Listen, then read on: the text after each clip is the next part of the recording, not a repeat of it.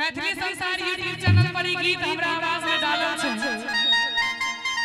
और आई गीत में एतेक बढ़िया ई बजेने छथिन अखन सुनबे। अरे लहंगा बड़ा महंगा हो, लहंगा बड़ा महंगा हो, हमर सुंदर बनवा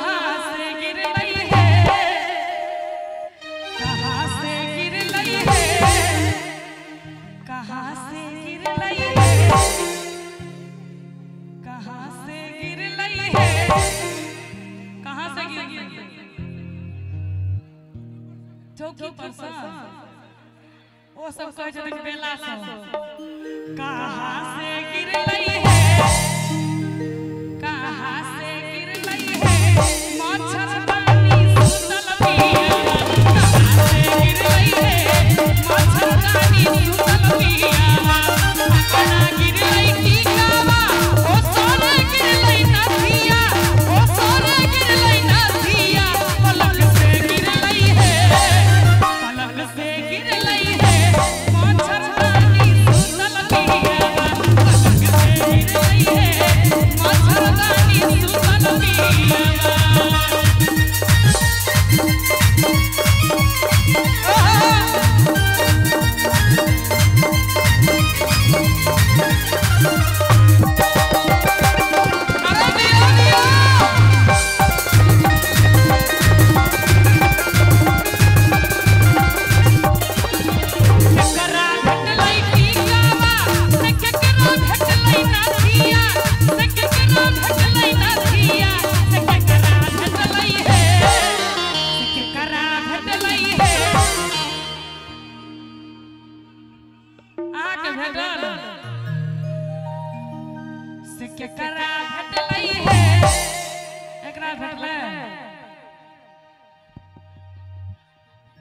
दिल टूटल है, कहियो दिल टूटल है,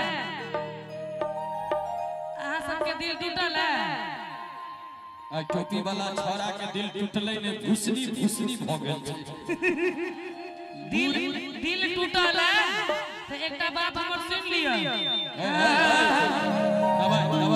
कि प्यार नहीं छै लिखल हाथ के लकीर में, ध्यान से सुन, प्यार नहीं छै लिखल, हमरो टूटल है अहाँ सबके दिल, प्यार नहीं छै लिखल हाथ के लकीर में, नहीं छै तकदीर में ना, प्यार नहीं छै लिखल हाथ के लकीर में, नहीं छै तकदीर में ना, प्यार नहीं छै लिखल हाथ के लकीर में, आ नहीं छै तकदीर में ना। तै दुआरे सासू के भेटलै टीकावा, हे ननद के भेटलै नथिया, ननद के भेटलै नथिया, अहाँ सबके नीक लागैया? कनी एक बार अहाँ सब ताली बजा दियौ तो।